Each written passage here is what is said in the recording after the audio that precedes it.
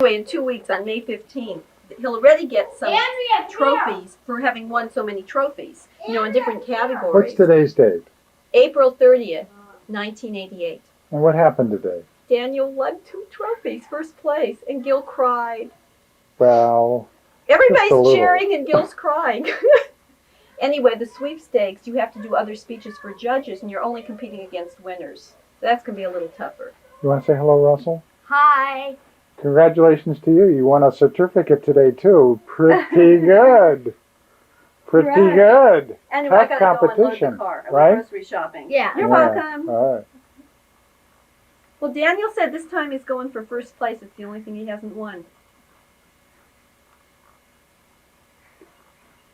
Daniel? Daniel? Daniel's coming in here with the trophy. Here's the winner. He's videoing in here. Hi. So Here Andrea comes. What did you say? Hi. Hi. I left somebody on the phone. I have to go. He wouldn't do the persuasion speech, though. He just refused. That's very impressive, Daniel. 2 first place trophies. But it must have been excellent. He says it's easier to do. What does it say on them? Let's see. Camino Real Speech League 1988 Los Altos Tournament First Place Persuasion. Oh, wait a minute. Radio TV. Persuasion. Okay, have a nice Both evening. categories. Okay. And I've already won bye-bye. I had already won two trophies in the Not to other brag 4 or anything. tournaments. Mm-hmm. But that's all I've won. And this tournament, and they were second and third place. Now, In this tournament, I won 2 first place trophies. And I did not embarrass him by standing up and yelling, "Yay, Snookums!" I wouldn't have been embarrassed. Let I me was ask so you this. happy. let me just ask you this. Does Uh-huh. this mean that you're still going to be able to take out the garbage for us? No, it's okay. He'll just give you a good speech on why he shouldn't do it. Yeah. A persuasion speech. Persuasion. Impromptu. Or an Impromptu. impromptu persuasion. Yeah. Hooray! Okay, now you want to hear my RTV speech, right? Are you going to do it in here? I don't know. Amidst Can I the pass? rubble? Is that okay? Can I pass? Yes. Okay, come on into her room. She'll be out in a minute. You all excited too? Now, wait till she's in the room. You better shut him up. Dad! Oh my God! Put that away! Come here, Andrea. Would you get the dumb dog out first? Pepper, you have to leave. Dad, turn that off! You don't know why. I don't care why! I'm not wearing any pants and he has to... Yeah. Wait, stop. No, there's no. I know there is. Okay, Andrea, All now, right. I don't know how to break this to Mom, I you. left somebody on the phone. I'm sorry. He can hear. I don't know how to break this to you. What'd I get? Let me see. This is just terrible, Andrea. All right. What'd you get? I got straight A's. EEs. EEs. Isn't that great? Too Oh. bad it doesn't count. But when is it? What is this date today? Today is the 30th of April. I've been writing it on master What cards year? all day. What year? 88. Thank I you. ended up 1988. high school straight A EEs. Okay. Thank you. Red plate, but there's nothing on it. Nothing edible. Nothing. Should I eat this? That's the red I'm plate. hungry. Let's see what the red plate looks like. Oh, are you doing a close-up? You were Should we something frame it? special. Yeah, why not? Well, let's see if we can see it. On the video? Well, the class is on team. Can you see it up close, Dad? Not very easily. Here, I'll point. This is the column. I see. Straight A's. Hard Going to- out with a roar. Going out with a bang. A roar. Bye. I'd like to begin by asking Daniel to give us his persuasion speech that won a first place trophy. No, I really don't want to. Could you please give me an impromptu speech on why you are not willing to share the persuasion speech? Well, the reason I'm not willing to share my persuasion speech is I'm very uncomfortable doing persuasion speeches in front of people I know, and I thought it was my last persuasion speech, but you didn't want to hear it because I didn't win anything with it. Excuse me. Could you give us And Could you give us part of it? okay, How about the last half? I'll do the first half. No, Daniel, let's compromise. He's willing to do us the first half. whatever you're willing to give? I'd love to hear. All right. Even though you've already heard. Now this won first prize. Yeah, this is first half of my persuasion. And maybe, can I persuade you to go a little bit further than you did last time? No. Think about it. For your dear, it's Mother's Day next week. Too bad. Okay. A little boy sits by a fire. He is dressed in layers of clothing, yet is still cold, despite the warmth of the fire. He is an unhappy boy, and he is an unlucky boy, for he has been rejected by his neighborhood and his entire community due to the fact that this boy has a disease. Now, this is a disease which isn't transmitted by a mere kiss, nor is it transmitted by drinking from the same glass of water. This disease, though fatal to all who acquire it, is not transmitted through a sneeze. I gather you all know what I'm talking about by now. I'm talking about AIDS, the disease which is slowly exterminating all hope, and slowly beginning a fear which has become an obsession with isolating all AIDS patients from society, isolating human beings from other human beings, bringing one human being to a lower level than another. Whatever happened to all men are created equal? Should it now be reassigned all men are created equal except those with AIDS? We human beings are becoming so obsessed with our safety that we are willing to all but destroy another's life to ensure it. An epidemic, defined by Webster's as a rapid spread or sudden prevalence of something. AIDS would exaggerate this word, perhaps redefine it. If one has AIDS in this country, he might as well kill himself on the spot, rather than wait and put up with the cruelty that others make him undergo. People with AIDS are so tormented about what to do about the people who want them to be somewhere else, far away, that some even forget they have the disease. This hatred, based on fear, is without cause. The American nation has been bombarded with facts about AIDS, and therefore, in my mind, should be educated enough to know there is no chance of them getting it. Magazines, soap operas, news shows, they've all addressed the tragedy of AIDS. And they've also done their darnest to teach people that AIDS patients pose no threat.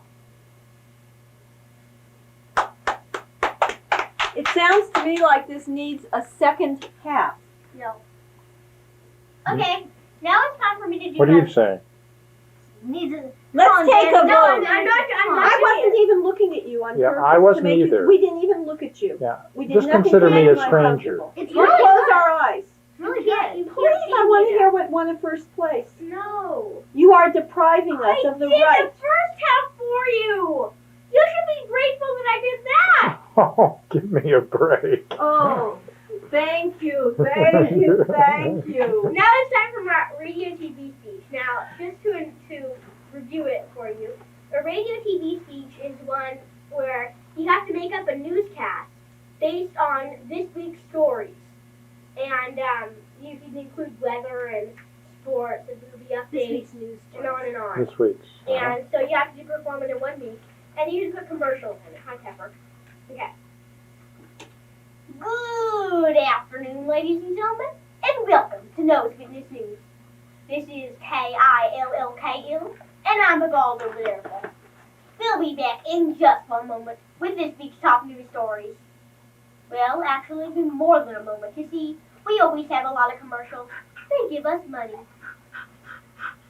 Hello, my name is Creepy. How do you do?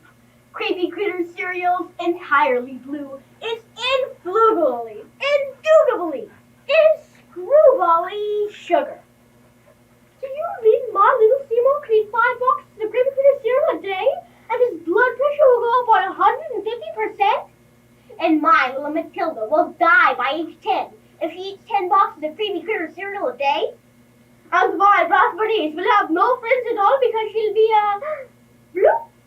Sure. Creepy Critter cereal is guaranteed to kill your child or disable him or her in some sort of way. Seymour's going to be getting used to Creepy Critter cereal, and so will my Matilda, and so will my Broth Bernice. Creepy Critter cereal. It's undoubtedly sugar. Blah, blah, blah. Well, we're back. Our top news story today is Daniel Ross, who has won 2 first-place trophies for his radio TV speech and his persuasion speech at Los Altos Speech Tournament. In other news, they've done it again. A group of 8 dumb softball players and their coach took refuge under a tree and got struck by lightning. How stupid can you get? Police Chief Daryl Gates has decided against running against Tom Browning for the 1989 election for mayor of Los Angeles. Gang violence has continued in the streets of LA, and the police are still out in force. Meanwhile, Dennis Hopper's film, Colors, continues to be the most controversial film in years, and as a result has earned millions of dollars. You know, I found his casting of Sean Penn as a police officer rather than a police offender absolutely appalling. Sorry, Denny. Try again. And those are this week's news stories. Now to Gore's Fish Catch for the weather. Thanks, Waldo. Well, today it's going to be hot. It's going to be hot, and it's going to be humid. It's going to be real hot, and it's going to be real humid. Tomorrow, it'll be warm. It'll be warm, and it'll be nice. It'll be real warm, and it'll be real nice. Monday, it'll be cold. It'll be cold, and it'll be wet. It'll be real cold, and it'll be real wet. And the next day, it'll be the same. Real the same. And those are this week's news stories. Now back to you, Valdo. Thanks, Gorge. You know, today's Gorge's last day here on News Witness News. He's being fired because they say he's not enthusiastic enough. Can't imagine where they ever get that. Introducing fleeing step-on nails. You step on them in seconds. No glue, just a mess. Simply press on, flee, super dry tabs. Then watch what fleeing step-on nails fall off and step on them. That's all. Easy on, real easy off. In natural, in clever legs, and now in new 10-feet form. You've seen all those people in the Guinness Book of World Records with the enormous nails. Those are fleeing step-on nails, so come in now and buy yours today. Available at local, Safeway, and not so thrifty stores near you. Introducing the 1935 Yugo. We may be a little bit behind our time. Okay, maybe we're a little behind our time. Okay, maybe we're behind our time, period, but we'd still like to introduce you the 1935 Yugo. Now, this car has been proven the most dangerous car on Earth by a nationwide poll, but still they only cost $5,000. This does not include, however, sheepskin seats, sunroof, stereo, windshield, windows, doors, engine, or steering wheel. But hey, what do you expect for $5,000? I expect a Yugo. I've had my Yugo for 2 weeks, and so far, I've only had 55 accidents. Who can ask for anything less? Well, my husband John bought me my own Yugo for my birthday. He got a special deal, 2 for the price of 1. Between the 2 of us during a one-day period, the cost probably totaled 5 times. So come in now and take advantage of the special 2-for-1 offer. Even though we're one of the worst car on Earth, we're affordable. So come in now and pick up your own 1935 Yugo. And now to Scary Becky for our movie review. Hello, today's movie is Throw Mama Some Gravy Train, starring 4 fabulous stars, Oscar nominee Anne Ramsey, Billy Crystal, Danny DeVito, and Danny DeVito. And now a scene from Throw Mama Some Gravy Train. Who are you? I'm Owen's friend. Oh, he doesn't have a friend. Oh, well that's because he's shy. No, he's not. He's not. You stupid. I gave it thumbs in the middle. Now back to you, Valdo. Thanks, Gary. You know, I saw Throw Mama Some Gravy Train too, but I thought it was even better than Ishtar, my favorite movie. Go figure. And now to Dead Roman for our sports update. Well, after the first phase of the NFL draft, Los Angeles Raiders coach Al Davis has split the team of Doki Williams and picked up wide receiver Tim Brown. The Dodgers seem to be renewing faith in longtime fans, but the Baltimore Orioles could use their luck as they became close to their worst losing streak ever after being whipped 18-0 by the Kansas City Royals. And now they are 0-21 now. What do the Baltimore Orioles have in common with Michael Jackson? They both wear a single glove on their hand for no apparent reason. Now back to you, Waldo. Thanks, Sid. And now another commercial break. We've asked an educated housewife to try our product, Madville, against the leading brand. Not knowing which is which, here's what happened. May I turn the first product, the one that said Madville on it, and then I took the second one called Yes, ma'am. Now, which one did you like better? The one that said Madville on it? Or the one that said Leading Brands on it? And remember getting paid 2,000 big ones for this. Well, it's kind of hard to decide with that big sign over there telling me which one to pick. I'm confused. There you have it. The Leading Brand has confused her. So take Madville, her choice. And that's our news for today, folks. This is the Baldo Minerva, and have a good day. That's it. Have you given any second thoughts to the persuasion speech, Daniel? No. And this is my trophy for RTV, what I just did. And this is my trophy for persuasion, the one that I did half of it. Danny, what were the two very special episodes of All My Children, February 5th and 8th? You forgot. Daniel, do you remember any of the other speeches you've done that you've got the trophies for? Oh, we could do our duel. Oh yeah, we can do our Why don't you do your duel while you're at it? Yeah, I have the book. Wait, can we practice for like first a couple minutes I can do before my we humorous, okay? I memorize humorous. You have an audience now. Baby's bedtime is the twilight zone of sanity in the child-centered home. The child has strengthened himself for the ordeal by taking a short nap before lunch and a longer one after. Out of consideration for his daddy, who's been away at work all day, the youngster has set aside the evening hours for the purpose of bringing the father up to the mother's level of nervous frustration. This time of day is known as Nightmare at Sundown. It was probably during these hours that Romulus and Remus were left on a Roman hillside. The dance macabre usually begins at about 6 p.m.